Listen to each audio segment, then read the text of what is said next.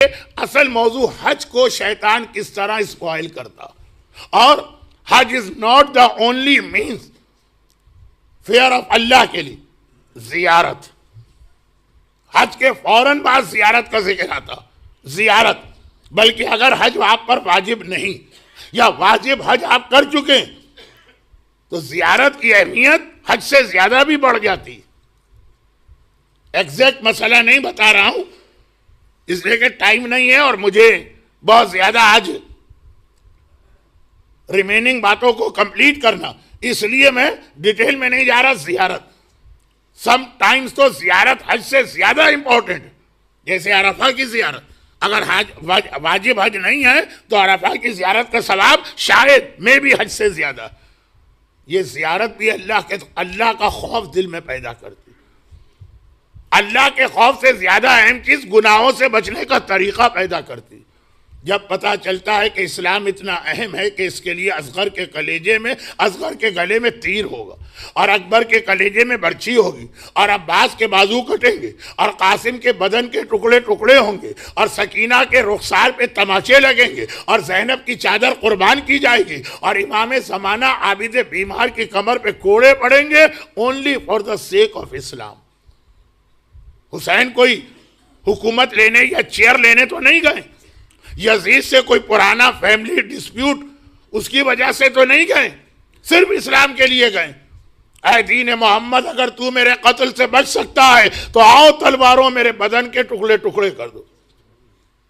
تو اب جا کے اندازہ ہوتا ہے جو اسلام اتنا قیمتی کہ اکبر کی جوانی اور اصغر کا بھول پنا اس پہ قربان ہو جائے. کیا لندن میں آ کے وہ اتنا کم ہوگا کہ ایک داڑھی رکھنے کو مومن تیار نہیں، ایک میوزک چھوڑنے کو ہمارا نوجوان تیار نہیں، اس کو ریئلائز ہوگا. کربلا اور کربلا کی یہ زیارت، یہ بھی خوف خدا دل میں پیدا کرنے کا ایک بہت بڑا ذریعہ. اسی لیے زیارت کے انسٹیٹیوشن پہ اتنا زور دیا گیا. زیارت کی اتنی تاکید کہ ہاتھ اور پیر کٹیں پھر بھی جاؤ زیارت پر. اور 40 کی زیارت کے اعتبار سے ایک جملہ میں کہتا ہوں، امام علی اور پھر باقی امام، لیکن امام علی اس لیے کہ وہ رسول اللہ کے لائف ٹائم پر تھے. ان کی ایک انتہائی اہم فضیلت یہ بھی ہے کہ جتنے بھی احکامات دین کے آئے اس پر سب سے پہلے امام علی نے عمل کیا. دیکھیں، ایک تو یہ ہے کہ سب سے پہلے کلمہ پڑھا یا اسلام ظاہر کیا سب سے پہلے، لیکن خالی اس میں نہیں ہے. اب آج ہم خانہ کعبہ کی طرف نماز پڑھتے ہیں. جب رسول اللہ نے خانہ کعبہ کی جانب ڈائریکشن کیا تھا تو پوری صف جو پیغمبر کے پیچھے تھی کنفیوز تھی. وہ وہی پرانے ڈائریکشن میں کھڑے رہے اور سوچ رہے ہیں کہ ہم کیا کریں. صرف امام علی تھے نا کہ ادھر پیغمبر نے ڈائریکشن چینج کیا، ادھر امام علی نے بھی اپنا ڈائریکشن چینج کیا. المصلی الی القبلتین، only personality in the universe جس نے ایک ہی نماز رسول کے پیچھے 2 قبلوں کی جانب پڑھی، 2 رکعت ادھر اور 2 رکعت ادھر.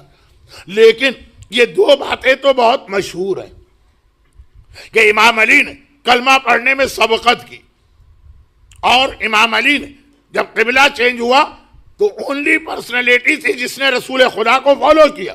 لیکن ہر نیکی کا یہی اصول، اور قرآن کریم نے نیکی کے لیے ایک اصول یہ بھی بتائے کہ نیکی کرنے کا بھی ثواب ہے، اور یہ بھی دیکھنا ہے کہ سب سے پہلے یہ نیکی کس نے کی ہے.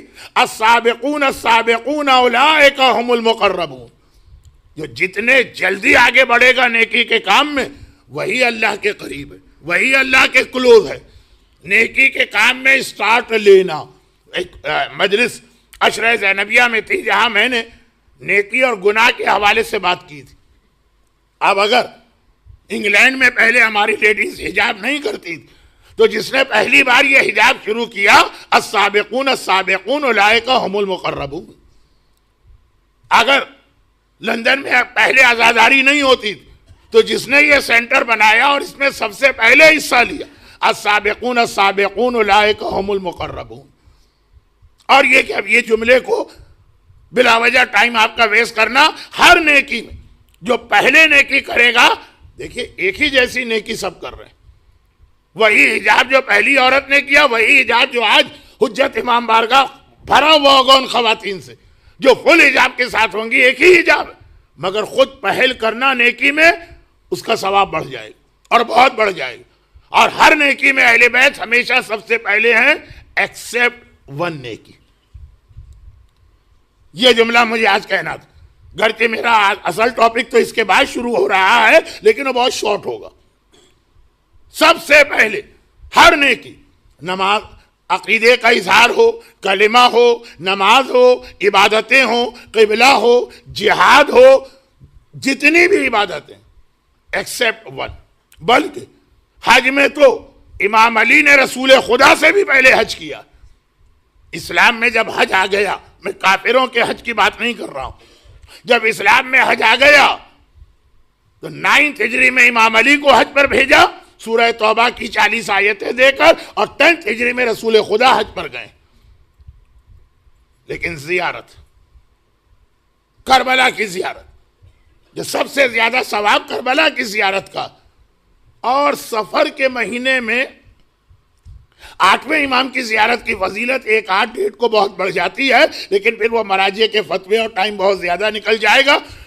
کربلا کی زیارت سب سے پہلے اہل بیت نے نہیں کی، جابر ابن عبداللہ انصاری نے کی۔ آج 40، میں مصائب پہ ابھی نہیں آ رہا ہوں۔ کربلا کے سب سے پہلے ظاہر جابر تھے۔ اور یہ بھی دیکھیے کہ اگر ہم اس روایت کو مان لیں جو خود آغا سیستانی نے بھی اپنے میسج میں لکھا، جو میسج اس سال ہے کہ امنگ شیعہ علماء یہ فیمس ہے، کوئی ریسرچ کا نہ ٹائم ہے نہ ریسرچ کی ضرورت ہے کہ 40 کو اہل بیت کربلا آئے کہ 40 کو نہیں آئے، اور اسی 40 کو آئے کہ نیکسٹ 40 کو آئے۔ کچھ چیزیں ایسی ہیں کہ اننیسیسری ہم پرابلم کریٹ کرتے ہیں۔ بلکہ آج کی دنیا کی پولیٹکس میں جو ہمارے دشمن ہیں، نام لینے کی ضرورت نہیں ہے، وہ نان ایشوز میں ہمیں انوالو کر دیتے ہیں تاکہ جو ایکچوئل ایشوز ہیں وہاں سے ہماری توجہ ہٹ جائے۔ دنیا اسی پہ چل رہی۔ لیکن کربلا کے حوالے سے جس دن جابر ابن عبداللہ انصاری آئے، 40 کا دن تھا، اور کربلا کے سب سے پہلے ظاہر، اور اسی دن اہل بیت شام سے آئے۔ اور اگر آپ دیکھیں تو اب ایک رف کیلکولیشن ودن 15 منٹ، یعنی زیادہ گیپ نہیں ہے جابر کے آنے میں اور جو فیمس روایت ہے اس میں۔ ابھی جابر نے زیارت پڑھی اور اہل بیت آ گئے۔ اب یہ اللہ نے کیا کیلکولیشن کی، اہل بیت 10 منٹ پہلے بھی آ سکتے تھے۔ اور ایسا بھی نہیں کہ 11 محرم کو جب اہل بیت کربلا سے گئے تھے تو دنیاوی اعتبار سے اس قافلے پہ اہل بیت کا کوئی کنٹرول نہیں تھا، شمر چلا رہا تھا، بلکہ جو اہل بیت کہتے تھے شمر اس کے اگینسٹ کرتا تھا۔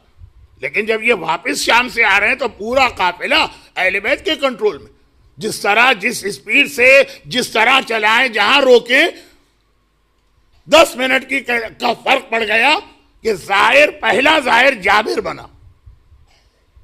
ہر آدمی کو معلوم ہے کہ جابر آج اگر 10 million, 15 million, 12 million, 20 million, 8 million, اس میں بھی کوئی ہم کو بحث کی ضرورت نہیں۔ یہ کوئی اتنا بڑا ایشو نہیں ہے کہ ہم اپنا ٹائم ویسٹ کریں کہ کتنے لوگ گئے، ملینز آف زائرین گئے ہیں، ان سب کا ثواب جابر کو ملے گا۔ پہلی زیارت جابر نے کی۔ مگر میرا سوال یہ ہے کہ اہل بیت 10 منٹ لیٹ کیوں ہوئے؟ خدا کی اس میں کیا ایک مسئلہ ہے؟ ایک چیز جو میری سمجھ میں آ رہی ہے وہ یہ کہ دشمن جس طرح اٹیک کرتا اسی طرح سے اسلام کی جانب سے جواب ملتا۔ جیسے میں نے ایک روایت پڑھی تھی کہ حضرت موسیٰ جادوگر تھے تو ایسا معجزہ، عیسیٰ میڈیکل سائنس تھی تو ایسا معجزہ۔ اب زیارت پر فتویٰ حرام کا نہیں آنے والا تھا، زیارت پر فتویٰ آنے والا تھا کہ زیارت بدعت ہے۔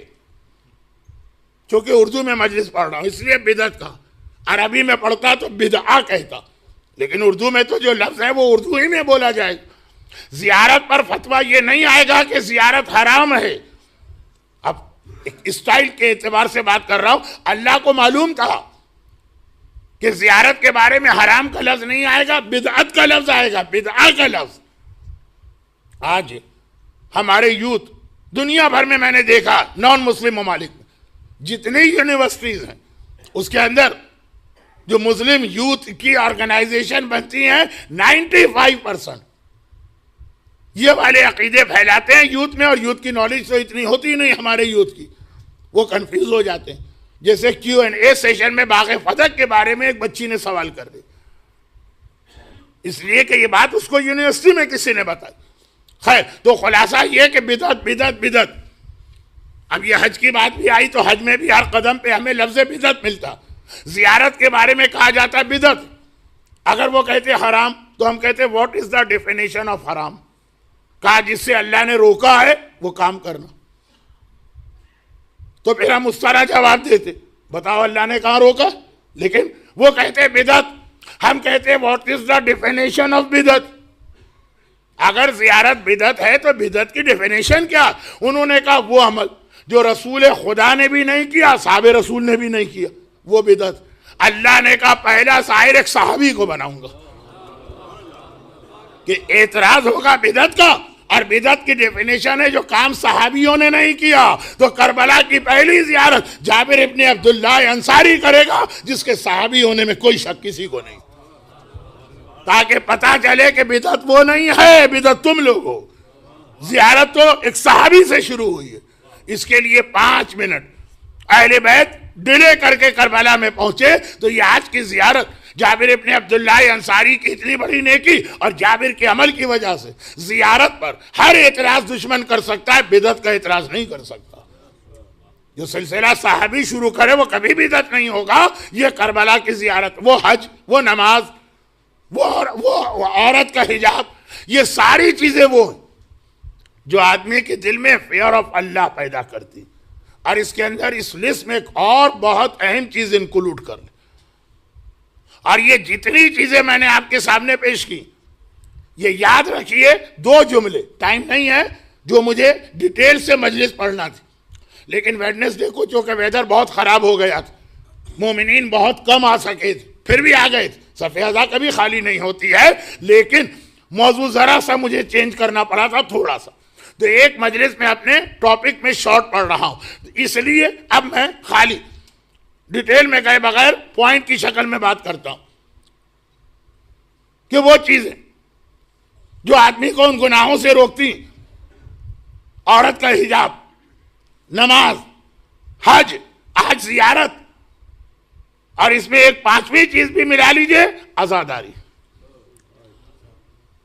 بلکہ زیارت و عزاداری کا فرق ایک جملے میں آپ کو بتاتا ہوں، ورنہ یہ اس کے لیے بھی میرے پاس آیتیں، حدیثیں اور واقعات.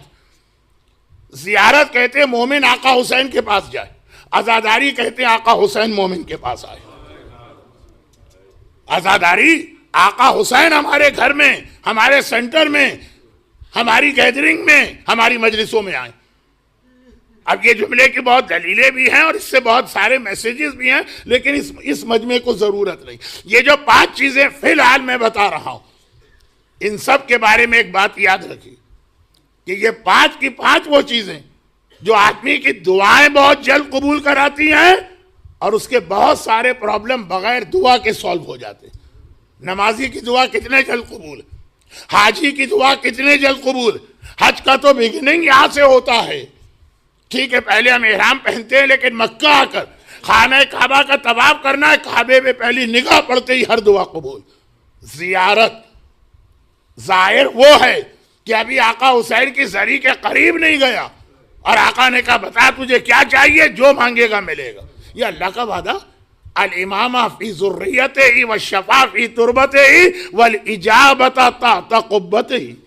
تو یہ جتنی چیزیں میرے سبجیکٹ میں کسی اور کانٹیکس میں آئیں، ہمیں اس بے حیائی سے بچانے والی جو آخری زمانے کا سب سے بڑا مسئلہ، اس کی ڈیٹیل پہلے آ چکی ہے. جو